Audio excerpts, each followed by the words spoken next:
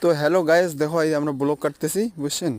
যে ছাদের যে মেন সেটা হচ্ছে ব্লক। আপনার যে ব্লক যদি ঠিক থাকে তাহলে অবশ্যই জিনিসটা ভালো দেখা যাবে। তো দেখো এই আমরা ব্লকটা কাটতেছি, কেমন হচ্ছে? যদি ভালো হয়ে থাকে তাহলে একটা লাইক করবেন আর একটা কমেন্ট করবেন। আর চ্যানেলে যদি নতুন হয়ে থাকেন তাহলে তো অবশ্যই সাবস্ক্রাইব করতে হবে। কি করতে হবে? সাবস্ক্রাইব। থ্যাংক ইউ বন্ধুরা।